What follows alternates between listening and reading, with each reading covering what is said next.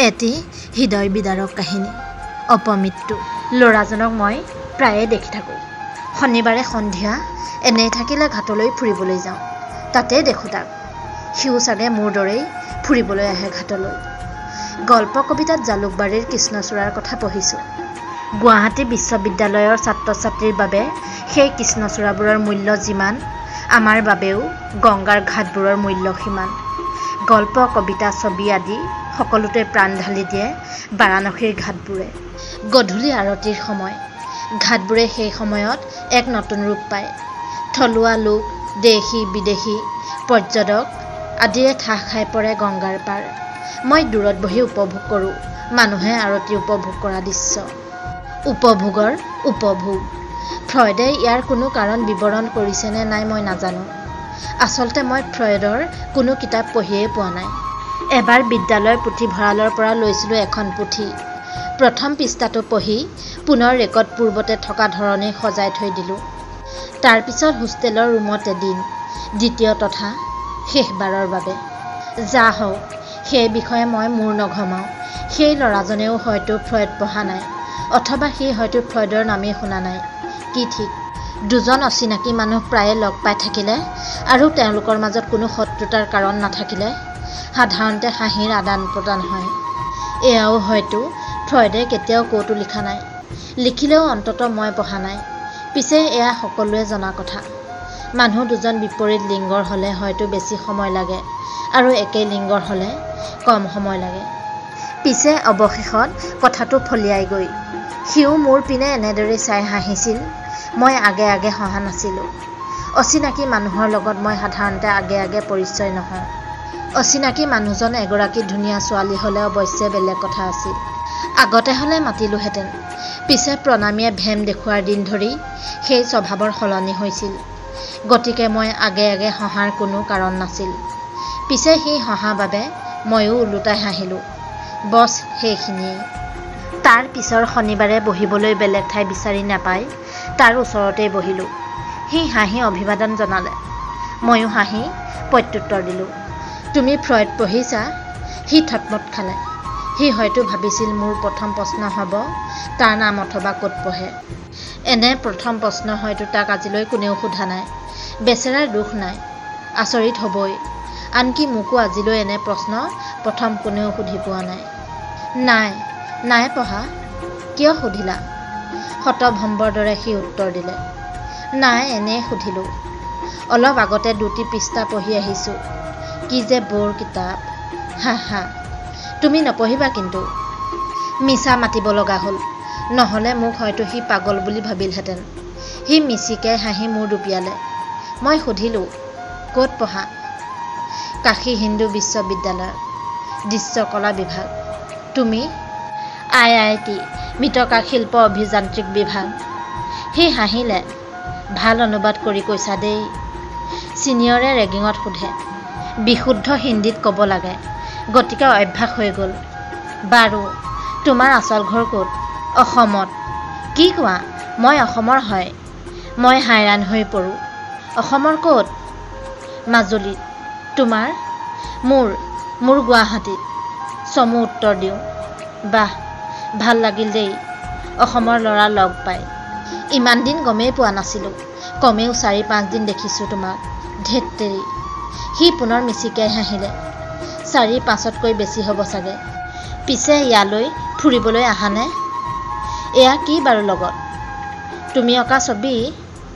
দেখুওৱাচোন। ময়ো ছবি আঁকো মাজে মাজে। পিছে আজিকালি কমাইছোঁ।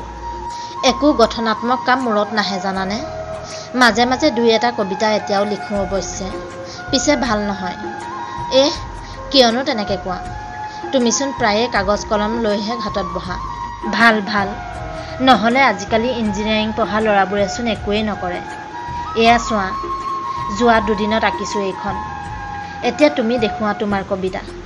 হে লগত নাই হে। থাকিলে দেখুৱালোহেঁতেন। বঢ়িয়া আঁকিছা পিছে। মোকো কেতিয়াবা পানী ৰং শিকাবাচোন। মই স্কেচিংহে ভালকৈ কৰোঁ। পানী ৰং নোৱাৰোঁ জানা ভালকৈ। ঠিক আছে বাৰু, শিকাম কেতিয়াবা। আজিলৈ যাওঁ দিয়া। আজি অলপ সোনকালে আহিছিলোঁ। ৰুমত অলপ কাম আছে, লগ পাই ভাল লাগিল। লগ পাই থাকিম। বাইদেউ এটা কথা কওঁ হা, ময়ো সৰুতে ফ্ৰইড পঢ়িব চেষ্টা কৰিছিলোঁ। দুখিলামান পঢ়ি বন্ধ কৰি থৈছিলোঁ। Good night. মই মুখ মেলি সি যোৱালৈ চাই থাকিলোঁ। ৰাতি হোষ্টেল গৈ পাই মোৰ পুৰণি ছবিবোৰ উলিয়াই ল'লোঁ।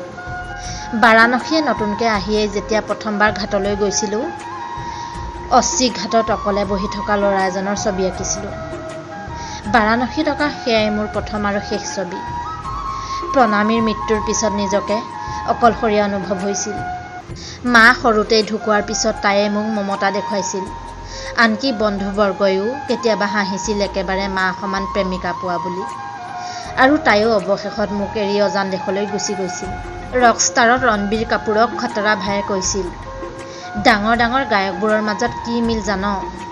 তেওঁলোক সকলোৰে হৃদয় এবাৰ হ'লেও ভাঙিছিল। ভগ্ন হৃদয়েৰেহে সংগীত ওলায়। কতা, মোৰ দেখোন সকলো গঠনমূলক কাম হৃদয় ভঙাৰ পিছত বন্ধহে হৈছিল। কেতিয়াবা হয়তো ওলাইছিল কবিতাৰ দুই এটা টুকুৰা। বছ সেয়াই। অপমৃত্যু ঘটিছিল মোৰ ভিতৰত থকা শিল্পীজনৰ। এই যে ঘাটত অকলে বহি থকা ছবিখন, কাক আঁকিছিলোঁ বাৰু? নিজকে নেকি? হয় চাগে। মনতেই নাই। যোৱা এবছৰ কি কৰিছোঁ একোৱেই মনত নাই। সেয়া যে ময়েই হয়, তাৰ বাৰু সম্ভাৱনা কিমান? সেয়া হয়তো গণিতৰ সহায়ত উলিয়াব নোৱাৰি, কাৰণ সেই ল'ৰাজনটো মই কল্পনাৰেহে আঁকিছিলোঁ। কল্পনাত সম্ভাৱিতা সূত্ৰ প্ৰযোজ্য হয় জানো? ইমান বছৰে গণিত পঢ়িলোঁ, তেনে কিবা পঢ়াটো মনত নপৰে। বাৰে বাংকৰা কথা ভাবি লাভ নাই। ছবিখন উলিয়াই আনি ফটাকানিৰে মচি ল'লোঁ। বহুত ধূলি পৰিছে। কেইমাহ হ'ল বাৰু? 10 মাহ 12 দিন। ঘড়ীটোলৈ চালোঁ, 12 বাজি গৈছে। 10 মান 13 দিন। মাহৰ শেষ। টকাৰ নাটনি। দেউতাই টকা পঠিয়াবলৈ আৰু 2 দিন আছে। মেছৰ খানা খাব নোৱাৰি। শনিবাৰে ৰাতি এনেও মেজ বন্ধ থাকে। বাহিৰতেই খাব লাগে। অচ্ছি ঘাটৰ আশে পাশে বহু সস্তা হোটেল আছে, তাৰে এখনত খাওঁ। আজি খাবও পাহৰি থাকিলোঁ। কাৰেণ্ট নাছিল বাবে লৰালৰিকৈ হোষ্টেল আহিলোঁ। বিশ্ববিদ্যালয় তথা IITৰ কেম্পাছত সাধাৰণতে বিজুলী সৰবৰাহ ব্যাহত নহয়, কিন্তু কেম্পাছৰ বাহিৰ ওলাবই নোৱাৰি। একেবাৰে অসমৰ দৰে অৱস্থা। গৰমৰ দিনত 12-14 ঘণ্টা বিজুলী নাথাকে। গতিকে সকলো ছাত্ৰয়ো কেম্পাছৰ ভিতৰত থকাই জ্ঞানীৰ কাম বুলি বিবেচনা কৰে। তেনে এক আন্ধাৰ ৰাতিয়েই ফ্ৰয়ডৰ শৰণাপন্ন হৈছিলোঁ, দ্বিতীয় তথা শেষবাৰৰ বাবে। ফ্ৰয়ডৰ কিতাপ কিনি সাঁচতীয়া পইচা খৰচ কৰিব পৰা সাধ্য নাই। কিতাপ ডাউনলোড কৰিছিলোঁ, তাকো বিনামূল্যে। হোষ্টেলত থকা বিনামূলীয়া ইণ্টাৰনেট সেৱালৈ ধন্যবাদ। ছবিখন টেবুলৰ কাষত থৈ কম্পিউটাৰটো খুলিলোঁ। কিতাপৰ ফোল্ডাৰ খুলি ফ্ৰয়ড উলিয়াই ল'লোঁ তৃতীয়বাৰ। পিছৰ শনিবাৰ ঘাটলৈ যাওঁতে ছবিখন লৈ গ'লোঁ ল'ৰাজনক দেখুৱাবলৈ। মানে এনেই লৈ গ'লোঁ। ল'ৰাজনক আজিও লগ পালে দেখুৱাম। চিনাকি মুখ এখনে হাত জোকাৰিলে। মই হাঁহি মাৰি অভিবাদন জনালোঁ। ওচৰত গৈ বহিলোঁ। তাৰ চকু মোৰ পেকেটটোত। মই তাৰ উৎসুকতা ভাঙি গ'লোঁ। ঘাটৰ ছবি এখন আঁকিছিলোঁ বহুত দিন আগতে। তোমাক দেখুৱাবলৈ আনিলোঁ। বাহ, দেখুওৱা সোনকালে, বাকী কথা পিছত। সৰু ল'ৰাৰ দৰে উৎসুকতাৰে সি ক'লে। মই ছবিখন উলিয়াই দেখুৱালোঁ। অনাদৰে পৰি থকা 10 মহীয়া পুৰণি ছবি। অলপ ৰং গৈছে। পোকেই খালেনে কি হ'ল ধৰিবকে নোৱাৰিলোঁ। মনৰ ভিতৰত পোক ঘূৰি থকা অৱস্থাত বেলেগ পোকলৈনো ধ্যান যাবনে? তাৰ মুখলৈ চালোঁ। সি ছবিৰ তলৰ পিনে থকা মোৰ চহীটোৰ পিনে একেথৰে চাই আছে। তোমাৰ নাম নিবিড় তেনেহ'লে? বাহ, বঢ়িয়া নাম, চেঁচা পৰা মাতেৰে সি ক'লে। মই মাতৰ পৰিৱৰ্তনত বিশেষ গুৰুত্ব নিদি প্ৰশ্নৰ উত্তৰ দিয়াত লাগিলোঁ। হয়, ধন্যবাদ। সেইদিনা আমি এজনেও নাম সুধিব পাহৰিলোঁ। আচৰিত নহয়নে? তোমাৰ নাম কি পিছে? নামনো কি, আজি আছে কাইলৈ শপতনামা দি সলনি কৰি ল'ম। চেহেৰাৰ ক্ষেত্ৰতো একেই কথা নহয়নে নিবিড়? বুঢ়া হ'লেই ছাল সুতুৰা পৰিব। আচল কথা হ'ল মগজু আৰু চিন্তা। এয়া চোৱাচোন, বিশ্বনাথ মন্দিৰৰ পিছফালে তুমি ইমান মুকলি আকাশ কিয় আঁকিছা? তাতোতকৈ ডাঙৰ প্ৰশ্ন, তুমি ঘাটকেই কিয় আঁকিলা? অসমৰ কবিয়ে জালুকবাৰীৰ কৃষ্ণচূড়াৰ প্ৰেমত পৰাৰ দৰেই আমি এই ঘাটৰ প্ৰেমত পৰোঁ, নহয়নে? তুমি কেতিয়াবা এই কথা ভাবি চাইছানে? নিশ্চয় চাইছা। ফ্ৰয়ডে হয়তো এই কথাৰ কোনো কাৰণ দৰ্শোৱা নাই। পিছে ই যে ধ্ৰুৱ সত্য। গংগাৰ পাৰৰ সন্ধিয়াৰ আৰতিৰ প্ৰেমত যে সকলোৱেই পৰে। সি কৈ গ'ল, মই শুনি গ'লোঁ। মই মূৰ্খ নহয়। তাৰ নাম সোধোতে যে সি যে প্ৰশ্নটোৰ পৰা ফালৰি কাটি গ'ল, সেয়া ভালদৰেই মন কৰিলোঁ। পিছে ভালেখিনি মিঠা কথা ক'ব পাৰে ল'ৰাজনে। ভাল লাগি গ'ল ল'ৰাজনক। অচিনাকিৰ লগত কেতিয়াবা আপোন আপোন ভাৱ অনুভৱ হয়। বিফোৰ ছানৰাইজ ছবিখনলৈ মনত পৰিল। এজন অচিন ল'ৰা আৰু অচিন ছোৱালীয়ে ট্ৰেইনত লগ পাই কিদৰে কথা পাতিছিল, আৰু চাওঁতে চাওঁতে সন্ধিয়ালৈ তেওঁলোক দুজন প্ৰেমত পৰিছিল। অতি সুন্দৰভাৱে দেখুওৱা হৈছে। আন্তঃৰাষ্ট্ৰীয় চলচ্চিত্ৰ ডাটাবেছত 100% ধনাত্মক সমালোচনা লাভ কৰা অতি বিৰল ছবিবোৰৰ এখন হ'ল এই ছবিখন। মাথো পাৰ্থক্য আছিল যে তাত দুজন বিপৰীত লিংগৰ মানুহে এনেদৰে কথা পাতিছিল, আৰু আমি ইয়াত দুজন ল'ৰাই এনেদৰে কথা পাতি আছোঁ। বিফোৰ ছানৰাইজ ছবিখন চাইছা? হঠাতে তাক সুধিলোঁ। 3 ছেকেণ্ডমান সি মোৰ মুখলৈ চাই ৰ'ল। চাইছোঁ। সুন্দৰ ছবি, তাৰ চমু উত্তৰ। মই আৰতিলৈ চাই ৰ'লোঁ। মনোমোহা দৃশ্য। মোৰ ওচৰত বহি আছে মাজুলীৰ ল'ৰা। তাতো সন্ধিয়া নাম কীৰ্তন ধূপ ধূনাৰ পৰিৱেশতে ডাঙৰ হৈছে চাগে। তুমি মাজুলী গৈ পাইছা? মোৰ চিন্তাত জ্যোতি পেলাই তথা মোক আচৰিত কৰি সি মোক হঠাতে সুধি পেলালে। নাই পোৱা। যোৱাবেলি যাম বুলি ভাবিছিলোঁ।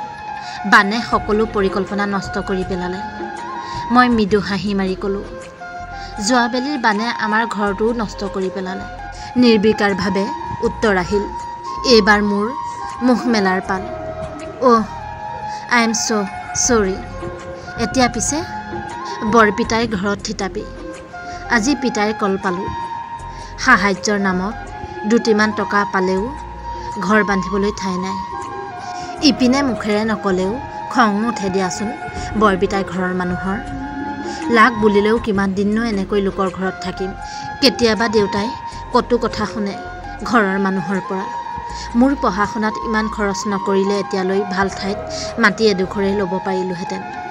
ইপিনে মই ললোহি দৃশ্য কলা। মানুহে হাঁহে, তোমালোকৰেই ভাল। আই ত্যান বুলি সকলোৱে মূৰ তুলি চায়। তাৰ কথা শেষ হ'ল নে নাই নাজানো, কাৰণ মোৰ হাঁহিটোৱে তাৰ কথাত বাধাৰ সৃষ্টি কৰিলে। সি ভেবা লাগি চালে। চকুত চাকে কিছু ক্ৰোধ। ধৰিব পৰা নাই। চশমাযোৰ খুলি থোৱা আছে। তুমি হাঁহিলা যে? নিজৰ বাহিৰে বাকী সকলোৰে জীৱন সুখৰ বুলি ভবাৰ প্ৰৱণতা সকলোৰে আছে। নাজানো ফ্ৰয়ডে এই কথা লিখিছে নে নাই। পিছে তুমিও জানা, ময়ো জানো এইটো সঁচা বুলি। বন্ধু, আজি অনুভৱ কৰাই দিলা যে তোমাৰ দুখ মোৰ দুখতকৈ বহুত বেছি। পিছে ইয়াৰ মানে এইটো নহয় যে মোৰ জীৱনত দুখ নাই। মানুহে মূৰ তুলি চোৱাই সকলো নহয়। চাকৰি বাকৰিকে ধৰি হাজাৰটা চিন্তাই মূৰ খাই থাকে।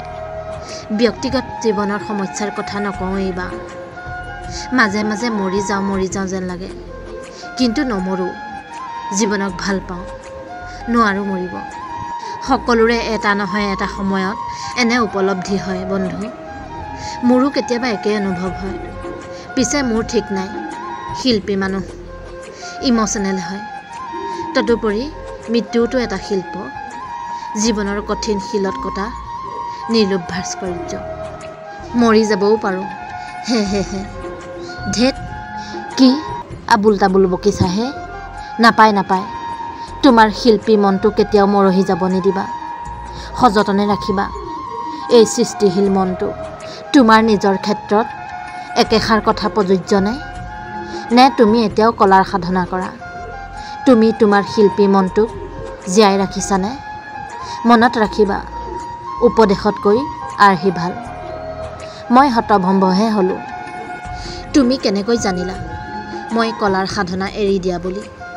যিজন ল'ৰাই ইমান সুন্দৰ পুৰণি ছবি এখন দেখুৱাবলৈ আনে, তাৰ অৰ্থ এয়াই যে সি বৰ্তমান দেখুৱাব পৰাকৈ কোনো কলাৰ সাধনা কৰা নাই। ভুল কৈছোঁ নেকি? তাৰ মুখত মৃদু হাঁহি। ঠিকেই কৈছা বন্ধু। প্ৰকৃততে শিল্পী নিবিড়ৰ কেতিয়াবাই মৃত্যু ঘটিছে। এই যে নাটকীয় ডাইলগবোৰ শুনি আছা, সেয়া পুৰণি চেণ্টিমেণ্টৰ বহিঃপ্ৰকাশে মাথোন। মনৰ ভিতৰত বহু কথাই খিচিৰি হৈ আছিল। শিল্পী এজনেহে এজন শিল্পীক বুজিব পাৰে। সেয়েহে আজি এই বহিঃপ্ৰকাশ ঘটিল। মোৰ শিল্পী মনৰ এই অপমৃত্যুৰ বাবে দায়ী আন কোনো নহয়, মই নিজেই। ইয়াক পুনৰ জীয়াই তুলিবলৈ চেষ্টা কৰিছিলোঁ। পিছে সমাজে নিদিলে। অভিযন্তা হোৱা, চাকৰি কৰা, পইচা উপাৰ্জন কৰা, এইবোৰেই সমাজৰ চকুত উচ্চ কাম। তাৰ তলত কিদৰে শিল্পী মন এটা উশাহ নাপাই মৰিব ওলাইছে, তাৰ প্ৰতি কোনেও ধ্যান নিদিলে। যোৱা ছেমিষ্টাৰত 2টা বিষয়ত ফেইল কৰিলোঁ। তাকেই লৈ দেউতাৰ লগত কাজিয়া। কয় ছবি আঁকি গল্প কবিতা লিখি ল'ৰাটো ধ্বংস হ'লোঁ হেনো। ইমান টকা হেনো এনেই পানীত পেলালোঁ। কি যে জঞ্জাল জানা। ল'ৰাজনে মিচিকিয়াই হাঁহিলে। মোকতো ইয়াতে নামভৰ্তি কৰালে। উপায় নাছিল পিতাৰ।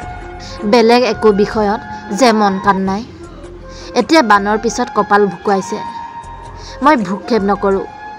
জীয়াই আছোঁ। যিমান পাৰোঁ জীয়াই ৰাখিম এই শিল্পী মনটো। অহ, দেৰিয়ে হ'ল। মই উঠোঁ দিয়া। অলপ জৰুৰী কাম আছে।